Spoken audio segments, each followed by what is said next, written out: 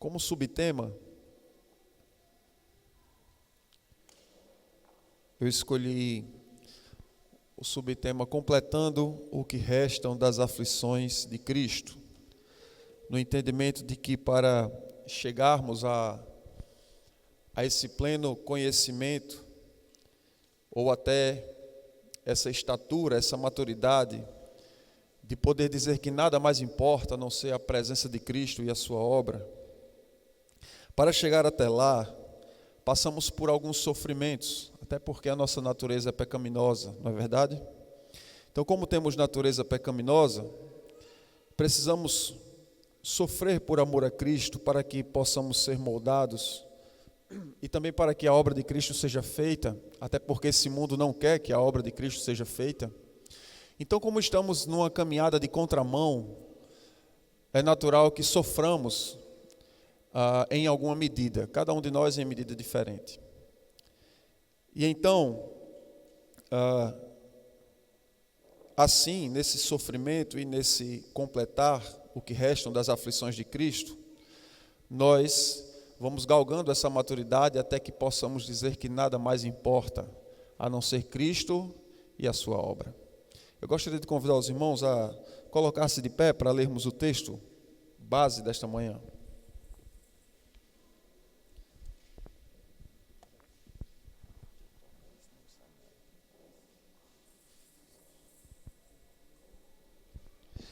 Carta de Paulo aos Colossenses,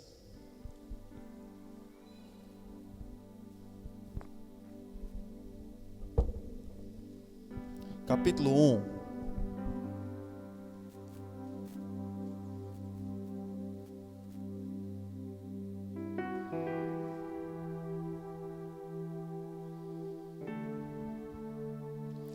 Vamos ler a partir do verso 24 e vamos ler até o capítulo 2, verso de número 5.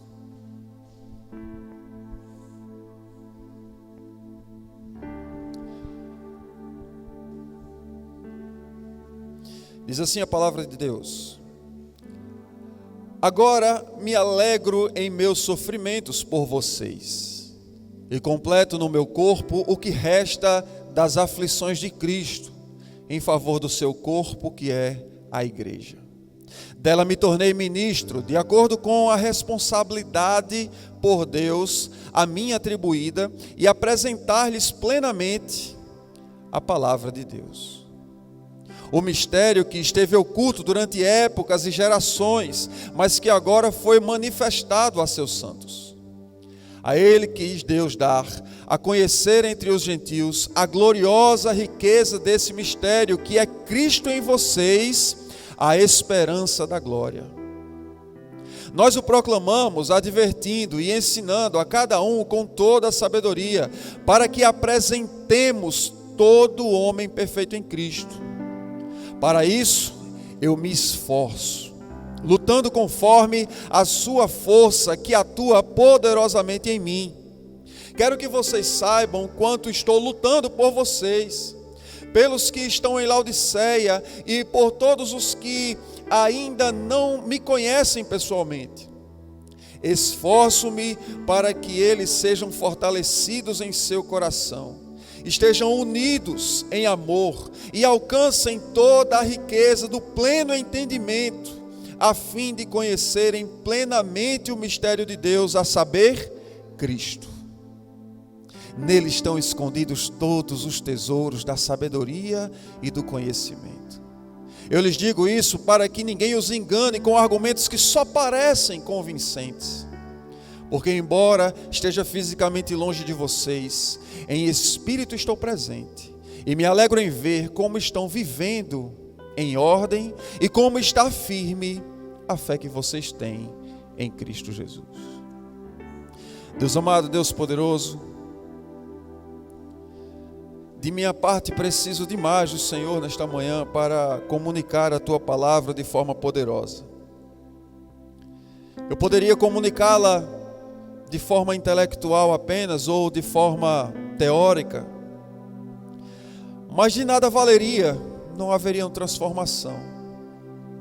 Mas o meu humilde pedido é que eu consiga comunicá-la com o poder do Espírito Santo. Assim fará toda a diferença em nossas vidas. Espírito Santo, o Senhor que está entre nós, faz grandes coisas entre nós pelo poder da Tua palavra. Te apresento também estas pessoas que estão aqui, Senhor, estejam de corações abertos, capacita-as a entender, que o Teu Espírito Santo seja o ministrador principal em seus corações, e que assim, ó Senhor Jesus, todos sejamos edificados para a glória do Teu santo nome. É o que te oramos em nome de Jesus. Amém. Podem sentar, irmãos.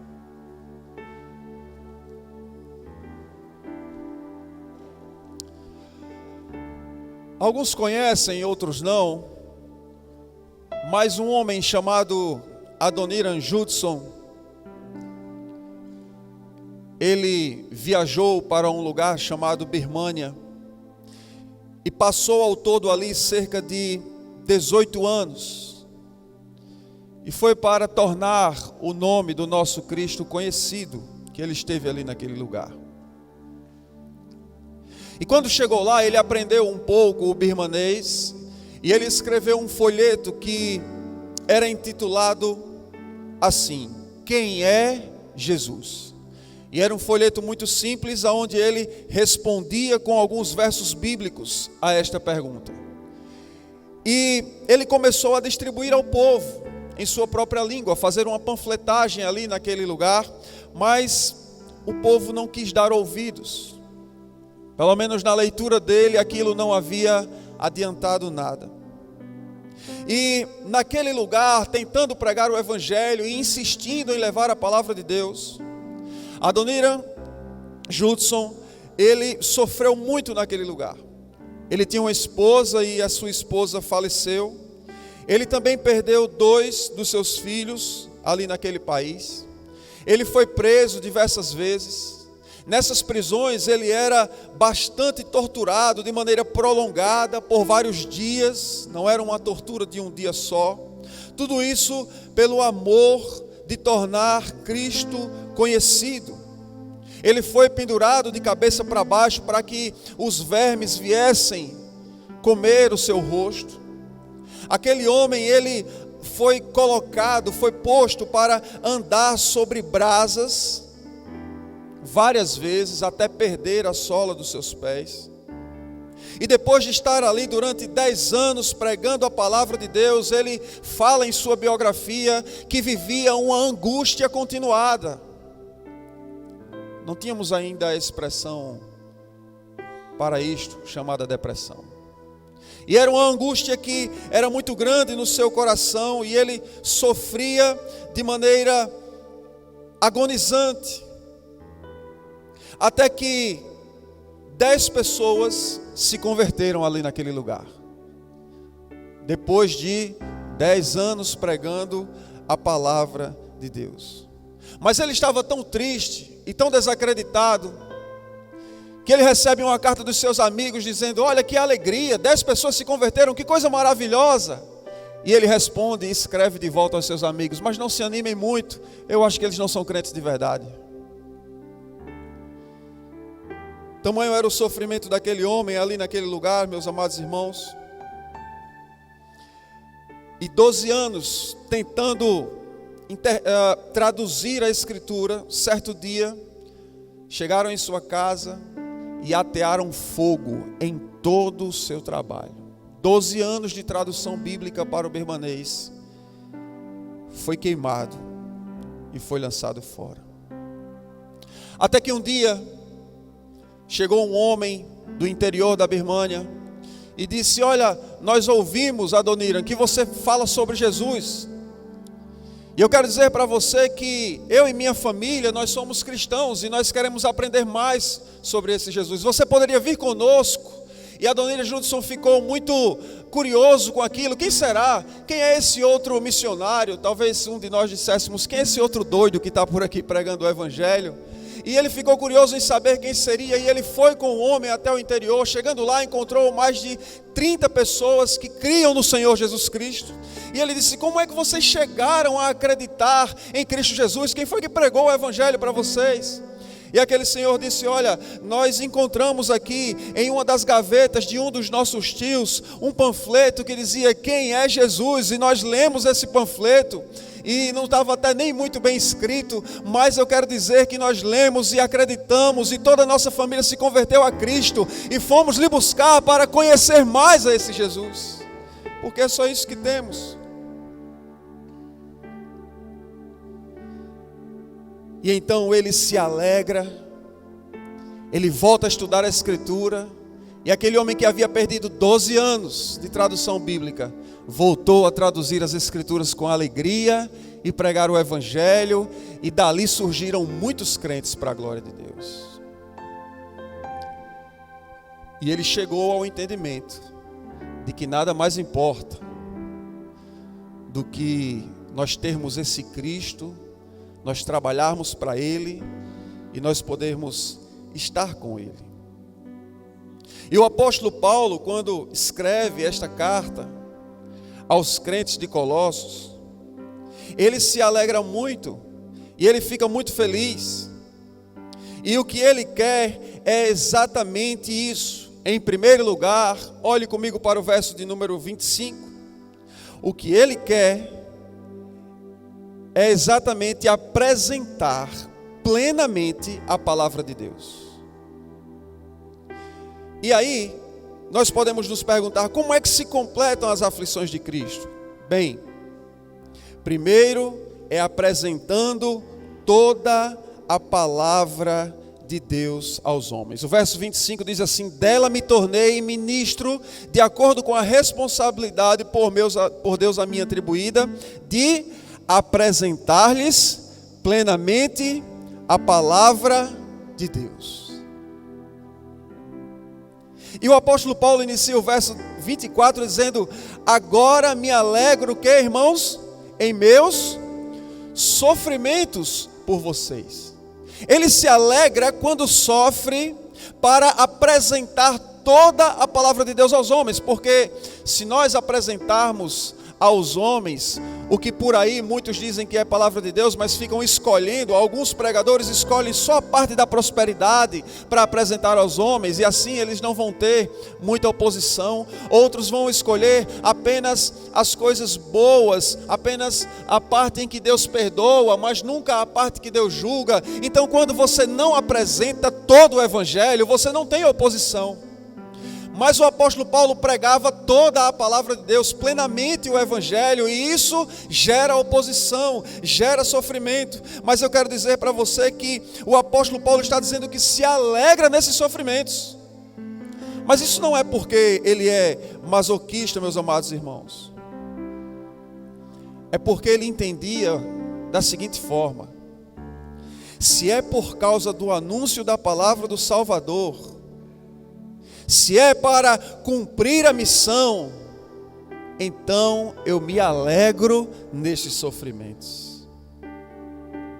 E a gente pode até também nos perguntar, uma coisa que eu fiquei indagando a mim mesmo quando li esse texto pela primeira vez: que missão é esta que completa os sofrimentos de Cristo? Como assim completar? Cristo não sofreu tudo o que havia de sofrer para nos salvar, irmãos? Por que o apóstolo Paulo vem com essa linguagem de falar em completar o que resta das aflições de Cristo? Será que a cruz não foi o suficiente? O que é que ainda resta ser feito para que nós sejamos salvos? Bem, a Igreja Católica Apostólica Romana dizia que esse sofrimento dos apóstolos, eles poderiam completar em mim e em você aquilo que faltou em nós, uma vez que a salvação para os católicos romanos é conquistada através de obras. Quando eu e você não pudéssemos atingir suficientemente essas obras, nós poderíamos importar dos apóstolos obras que completassem o nosso sofrimento, para assim estarmos compatíveis com os pecados que nós cometemos, e então sermos aceitos por Deus sem nenhuma dívida. É claro que isso lhes rendia alguns tostões. Mas a Bíblia nos responde de maneira diferente. E a resposta da Bíblia é nada. Aleluia!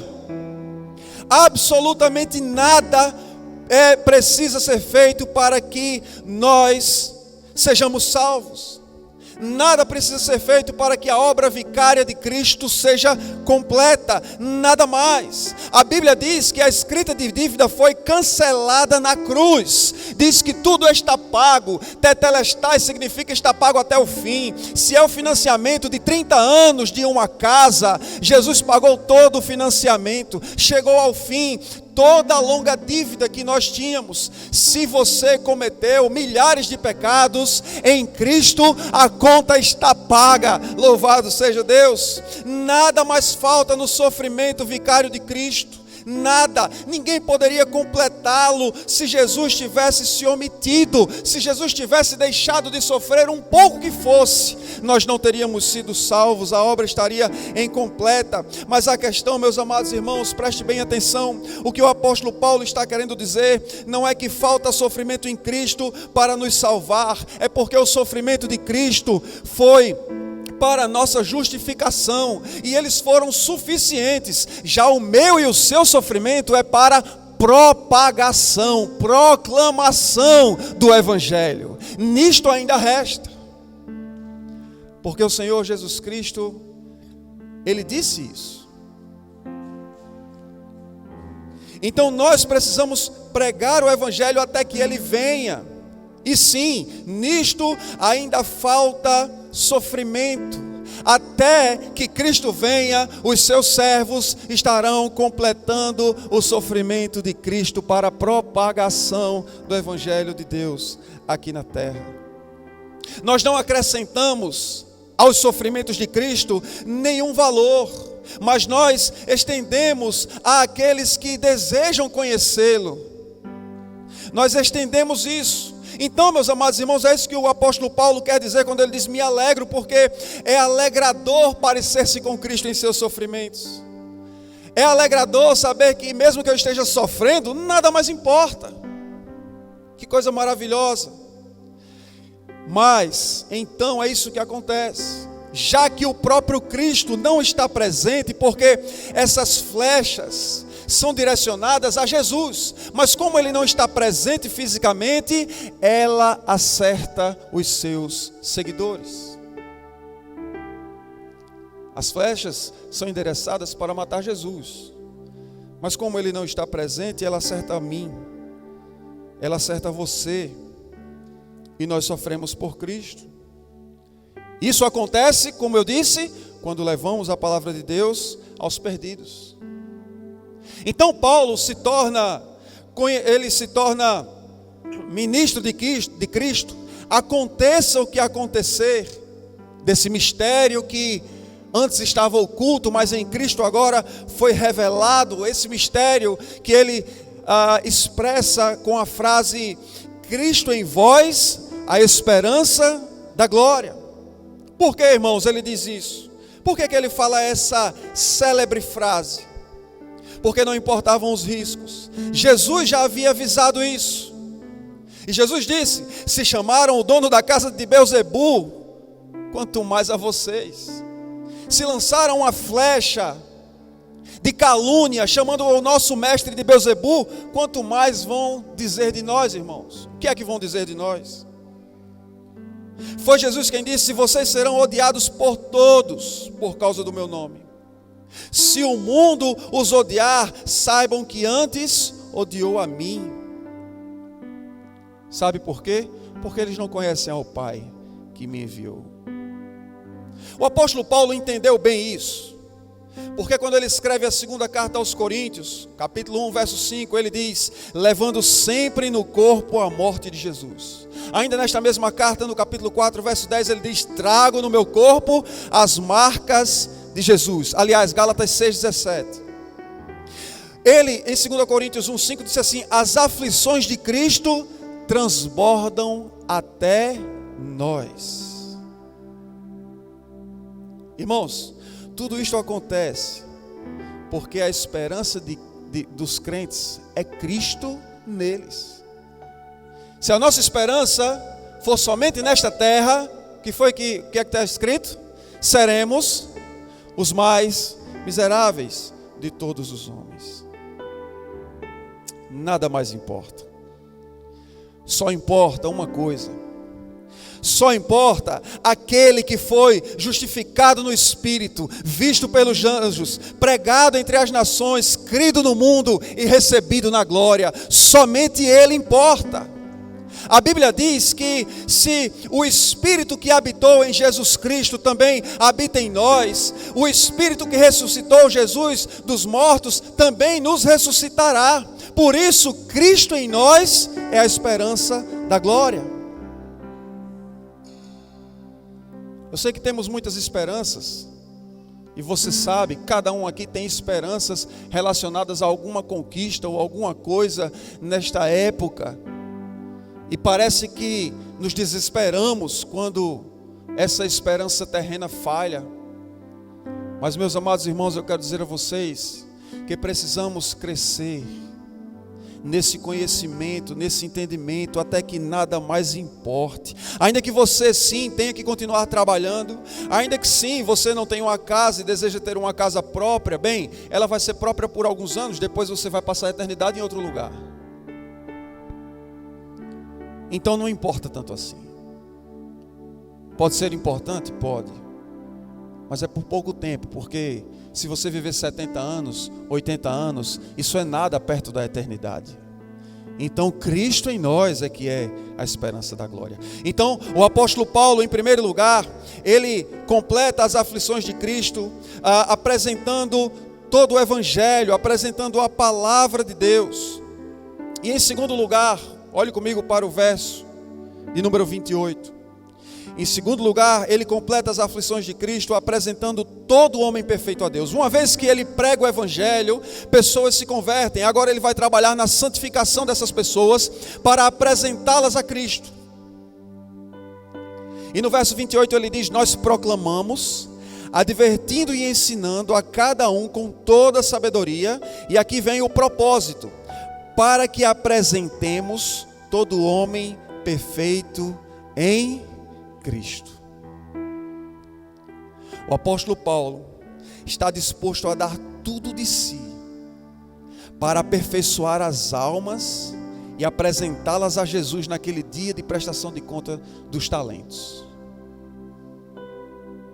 Um talento, na parábola que Jesus Cristo conta, valia cerca de 15 a 20 anos de trabalho. A gente aprende que um denário pagava um dia de trabalho, não é isso? O talento ele variava, porque o talento poderia ser de cobre, poderia ser de bronze, de prata ou de ouro. Mas havia um talento naquela época que custava cerca de 20 anos de salário de um trabalhador. E Deus dá a um 5 talentos, dá a outro 2 talentos, dá a outro 1 talento. E aquele que enterra o seu talento, e o talento aqui na parábola é exatamente entregar nas nossas mãos habilidades para proclamar o evangelho de Deus. Enterra o talento e ele chega diante de Deus com apenas 1 talento, mas sabe, ele não está dando a Deus o que lhe pertence, como ele disse: está aqui o que te pertence. Não, por quê? Porque havia algo que ainda hoje sempre haverá nesta terra, que é a inflação.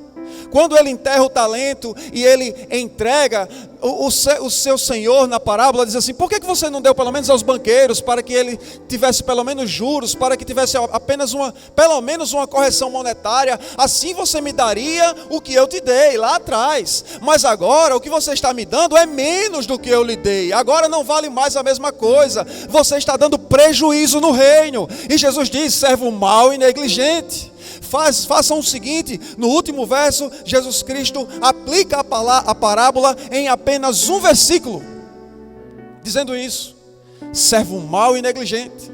E Jesus dá uma ordem, tira o que ele tem, dá àquele que tem mais, e faz o seguinte: afasta-o, lança-o no lago de fogo, aonde haverá choro e ranger de dentes.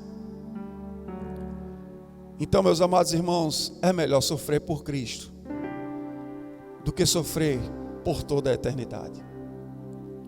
Agora, claro, é de acordo com a capacidade de cada um. Se você olhar comigo, você vai ver que já no primeiro ponto, nós passamos aí pelo verso 25, onde o apóstolo Paulo disse que ele se tornou ministro de acordo com a responsabilidade a ele atribuída. Nem todos seremos mártires. Nem todos morreremos decapitados ou crucificados de cabeça para baixo. O apóstolo Paulo, talvez, aos nossos olhos, fosse um daqueles que tem 5 talentos. E aí nós vamos ficar pensando, eu não vou sair à tarde, eu tenho vergonha, eu não vou bater na porta, eu não vou falar de Cristo. Mas o talento que Deus lhe deu, através da palavra, dentro do que está sendo lhe pedido hoje, é que hoje, com a experiência que você tem, você prega o evangelho. Como foi dito àquele gadareno, logo em seguida, após ter sido convertido, Jesus disse, vai e prega. Você não precisa ficar preocupado em dizer, porque o pastor fulano de tal vai pregar melhor, porque o irmão fulano de tal sabe pregar melhor do que eu, por causa disso, quando eu chegar lá naquele nível, então eu vou fazer alguma coisa com o talento que Deus me deu de pregar o evangelho. Não! O que acontece, meus amados, é que é assim. Se você vai mais para frente, ele vai dizer no verso 28, nós proclamamos advertindo e ensinando a cada um com toda sabedoria. E no verso 29 ele diz, para isso eu me esforço lutando o quê? Conforme a sua força que atua poderosamente em mim. Então o talento é dado por Deus, eu vou exercê-lo de acordo com aquilo que está sendo me pedido. E em seguida eu devo ter a fé e saber que o que eu estou fazendo tem o poder de Deus como provedor na minha vida. O poder de Deus faz a provisão para que eu faça aquilo que me está sendo pedido. É o Espírito Santo. Mas como é que o apóstolo Paulo, e podemos nos perguntar, está dizendo que quer apresentar todo homem plenamente perfeito a Cristo, e perfeito aqui é completo, maduro, não é? Não é sem pecado. Mas como é que ele está dizendo isso, se esse é o trabalho do Espírito Santo, não é assim?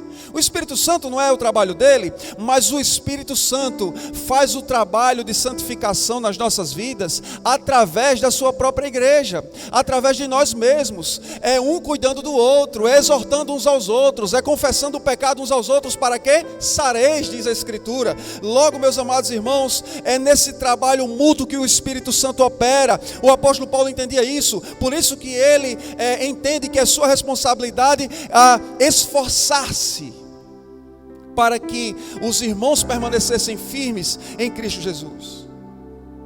E essa palavra esforço pode ser traduzida também por agonizo. Quando ele diz eu me esforço, e ele repete isso no capítulo 2, no verso 2, capítulo 2, ele diz, esforço-me para que eles sejam fortalecidos. No verso 29 do capítulo 1 que lemos, diz, para isso eu me esforço. E esse esforço era tamanho que, se fosse preciso agonizar pela vida dos crentes, o apóstolo Paulo faria. Tal esforço de Paulo se dava em fervente oração.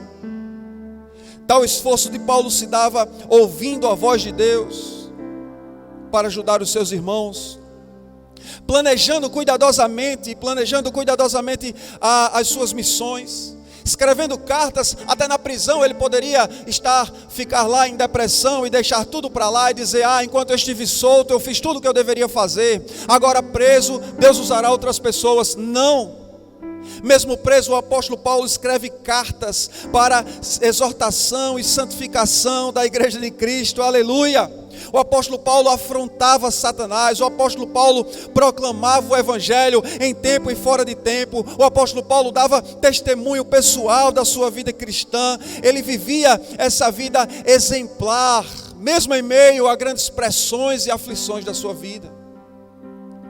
Certa vez Deus também usou alguém para o apóstolo Paulo, e Epafrodito foi acudir o apóstolo Paulo quando ele estava enfermo. E Epafrodito, nessa ida de ajudar um irmão, adoece e quase morre. Assim como muitos de nós também, meus amados irmãos, se esforçam para fazer a obra de Deus e sofrem por isso. Somos ovelhas entre lobos. Então, o apóstolo Paulo trabalha para o fortalecimento do coração. Porque nós sabemos que se esse coração não for vigiado, se ele não for guardado, ele vacila, ele é enganoso, de lá vem as decisões da vida. É preciso ter um coração fortalecido, um coração vigilante em amor ao próximo. A exemplo do nosso Mestre Jesus Cristo para conosco.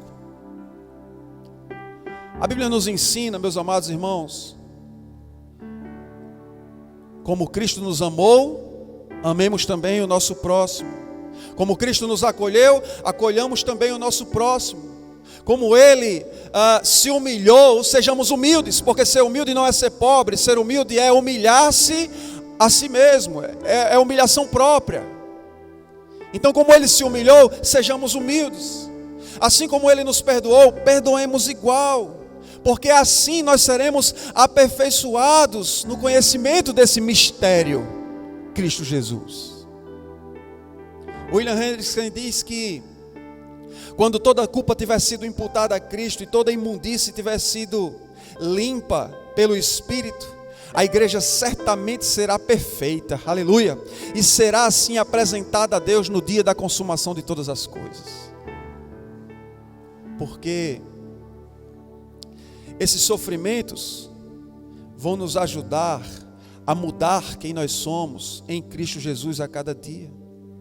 E de fato, esse tipo de vida vai trazer renúncia a vocês que estão aqui me ouvindo. Nós vamos continuar esses dias aqui e você vai ouvir a voz do Espírito Santo pedindo a você renúncias. Você vai voltar para casa e o Espírito Santo vai bradar nos seus ouvidos: renúncia, perdas, muitas vezes. Para outros aqui vai haver muito mais sofrimento. A alguns Deus deu 5 talentos e vai requerer mais. A outros deu 2, vai requerer disso também. Mas a todos nós, de alguma forma, algo nos será pedido.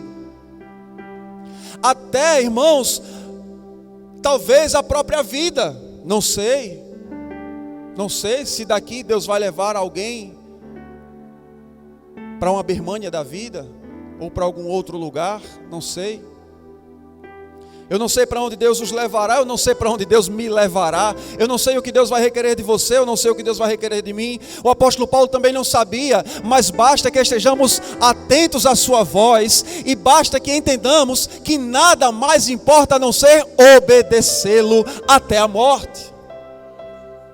Tertuliano, um pai da igreja, dizia que aos perseguidores da igreja, ele dizia assim, aqueles que perseguiam a igreja, ele dizia o seguinte: quanto mais vocês nos matam, mais crescemos, porque vocês estão regando o solo com sangue de mártires, e o sangue de mártires é semente. John Piper diz que ele se impressiona com estes homens de Deus, que viveram durante toda a história, morreram tantas vezes, antes que de fato lhe fossem tirada a vida desta terra. Antes de você morrer, fisicamente falando, Deus cobrará de nós muitas mortes de nós mesmos. Um autor, eu não o conheço, mas ele diz o seguinte: que os cristãos que não experimentam das aflições de Cristo, talvez estejam cortando suas cruzes, para elas se tornarem mais leves. Não cortemos a nossa cruz, mas tomemos a nossa cruz, e sigamos a Ele, sigamos ao Senhor Jesus Cristo. Tome a sua cruz e siga-me, foi o que o nosso mestre disse. Mas a gente quer cortar a cruz, a gente quer que ela fique mais leve, que ela fique mais confortável, queremos ser mais acomodados. Irmãos, quando se trata do Evangelho, não devemos perguntar: o que é que eu ganho com isso? Não, devemos perguntar: quanto Deus me permitirá contribuir? Se é com a minha vida, que seja. não é quanto eu ganho com isso. Até quando, Senhor, o Senhor vai me permitir contribuir? Com quanto é que eu posso? Até onde? Me dá mais talentos? Eu quero mais. Finalmente, meus irmãos, nos versos 3 e 5 ele diz que isso é... Ele diz, nele estão escondidos todos os tesouros da sabedoria e do conhecimento. Eu lhes digo isso para, olha a finalidade, que ninguém os engane com argumentos que só parecem convincentes. Esse conforto que vivemos e que nos convence muitas vezes, ninguém os engane. Eu sofro, eu agonizo para manter na mente de vocês essa chama. É isso que o apóstolo Paulo está querendo dizer. Porque embora eu esteja fisicamente longe de vocês, em espírito estou presente. Então, nós precisamos de fato, irmãos, entender que comodismo quanto à obra de Cristo é algo do maligno. Precisamos lutar para que esse povo dessa cidade descubra essa presença maravilhosa que nós sentimos aqui todas as manhãs. E que para nós nada mais importa. Que eles vejam isso ao pregarmos o Evangelho. Que eles vejam isso ao nos virem na praça. Que eles facilmente deduzam. Nada mais importa para esse povo. Esse povo sai das suas casas, vem dormir no chão, vem fazer tudo isso. Claro que perto dos sofrimentos de Paulo é fichinha. Mas é claro, também perto do sofrimento de Cristo também é fichinha. Pode ser que a gente não chegue lá. Mas no que nos é pedido devemos fazer. E então, meus amados irmãos, estaremos conhecendo cada vez mais esses tesouros que estão escondidos em Cristo Jesus. O mistério de Deus, irmãos, consiste nessa sabedoria que para o mundo é loucura. Aonde de um lado está a justiça de Deus, pedindo a morte, a sua morte e a minha morte, porque somos pecadores, merecemos o inferno. Então de um lado está a justiça de Deus, dizendo, ele deve morrer. Do outro lado está a graça de Deus, está o seu Filho Jesus, que diz assim, olha, você... com a minha graça será salvo. E aí a gente percebe, a gente diz assim, olha, mas isso não é uma contradição. É Deus contra Deus. Deus quer condenar e Deus quer salvar. Isso não é uma contradição. Mas é por isso que se chama o mistério. Cristo Jesus é quem coaduna essas duas coisas. Em Cristo Jesus ele consegue atender a graça de Deus. Ele consegue completar toda a obra. Ele consegue satisfazer toda a justiça de Deus, porque a palavra de Deus diz que agradou a ele moer o seu próprio filho. Ah, meus amados irmãos, justiça e graça se abraçam na cruz. Cristo em nós é a esperança da glória. Cristo é aquele que satisfaz tanto e mostra nas nossas vidas tanto a graça como a justiça de Deus sendo cumprida de forma plena. E teve um homem que entendeu isso. Um homem chamado John Patton, no século 17. Eu estou citando homens da história para você entender que não foi só Cristo que sofreu pelo Evangelho, nem os apóstolos, que a gente vê como uma categoria acima, talvez. Mas homens comuns como eu e você. E no século 17, John Patton, ele soube de uma notícia que havia acontecido, e essa notícia é que 18 ilhas, chamadas depois de Novas Hébridas, elas foram achadas, encontradas, descobriram um arquipélago. E aí, o John Patton ficou sabendo que dois homens, um chamado John Williams e outro James Harris, eles foram evangelizar nessas ilhas. E alguns minutos após eles terem aportado naquele lugar, eles foram comidos. E eles descobriram algo novo. O que habitavam aquelas ilhas eram canibais. Então John Patton, ele escreveu sobre este acontecimento a seguinte frase: por meio disto, Cristo disse a todo mundo que reivindicava essas ilhas como suas. Ele escreveu isso. Só que os puritanos, como também, se você depois procurar na internet, os morávios, eles não oravam por algo que eles mesmos não pudessem ser a resposta da oração. Quando você ora, você se coloca como possibilidade da resposta? Bem, o John Paton escreveu isso. Agora, porque eles derramaram sangue de mártires, Deus reivindicou como dele essas ilhas. Adivinha o que aconteceu? Anos depois, Deus chama o John Paton e diz assim: se você disse que aquelas ilhas são minhas, é através de você que eu vou ganhá-las. Vá lá. E o John Paton sai, irmãos, e ele vai com uma esposa grávida. Quando chega em uma daquelas ilhas, no ano seguinte, Deus deu a graça, ele não foi morto, não foi comido por canibais assim que chegou. Mas no ano seguinte a sua esposa teve muitas febres, delírios, diarreia e morreu. Como ela estava grávida, o bebezinho ficou vivo. Mas teve mais algumas febres o seu bebezinho e não resistiu muitos dias. E o seu filho também morreu. John Paton enterrou a sua família com as suas próprias mãos. E ele diz, o biógrafo dele diz, não é, em sua biografia, que ele relata que ele só não ficou louco e tirou a própria vida porque nesse dia Jesus o visitou de maneira sobrenatural. E ele estava ali e nada mais importava a não ser ganhar canibais. É claro, irmãos, que talvez John Paton, ele duvidasse um pouco, não é?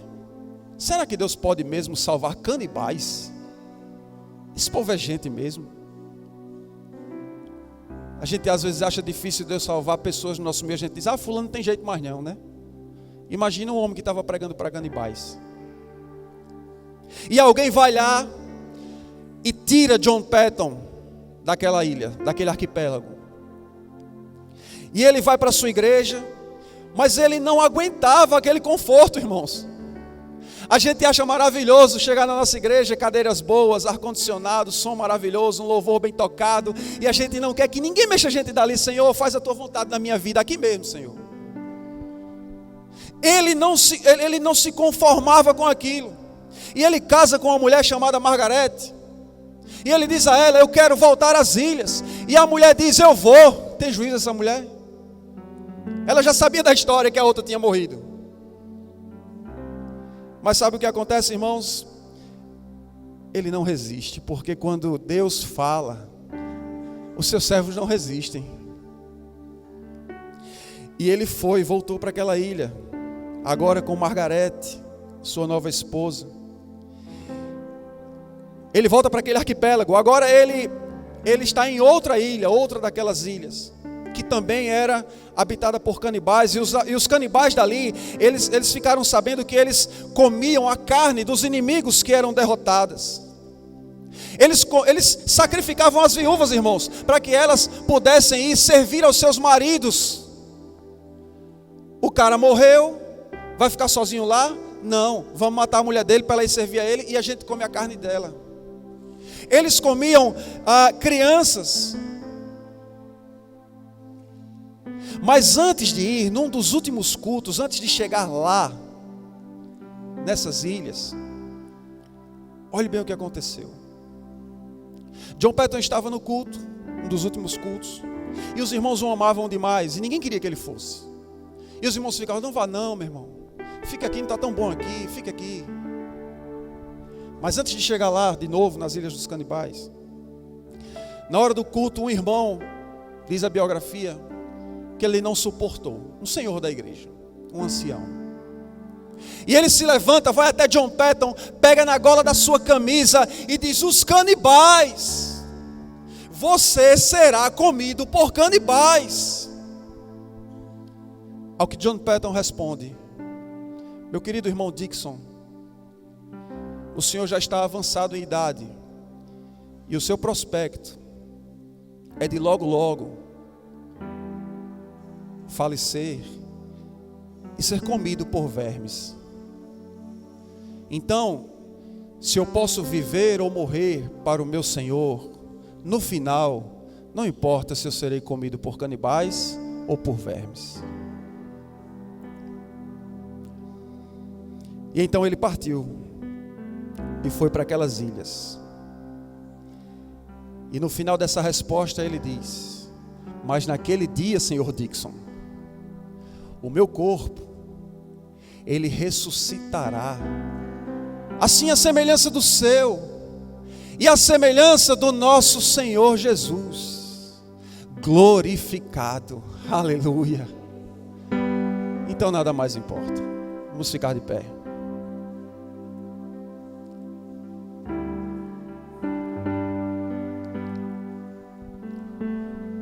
Vamos orar? Será que a gente chega nesse entendimento? Dentro do que nos é pedido, irmãos, que façamos. O mais maravilhoso é que John Patton passou 41 anos ali naquele lugar.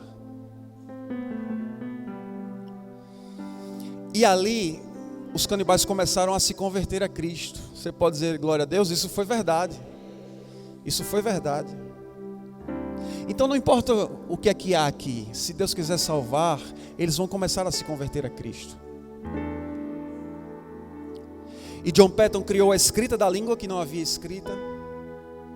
Eles construíram orfanatos, formaram ex-canibais em costura, canto, dobra de chapéus, fizeram ali professores e formaram missionários e enviaram para as ilhas vizinhas. Eram um arquipélago, não é? Com 18 ilhas. E agora os canibais se tornaram missionários em Cristo Jesus e não mais comiam seus inimigos, mas os amavam e levavam a palavra de Deus. Tudo isso John Patton fez por ele e para ele. E aqueles lugares ali passaram a servir ao Senhor. Ó Deus querido, Deus maravilhoso, dá-nos um coração que entenda isso. Nos ajuda, Senhor Jesus, a chegarmos a esse conhecimento, a esse entendimento. Nos ajuda, Senhor, a como homens assim, mulheres assim, que deixaram tudo e partiram para obedecer a Tua vontade, que seja assim conosco. Ainda que se o Senhor não nos mude, ainda que o Senhor não nos mudar geograficamente de lugar, que nada mais importe, a não ser a Tua presença.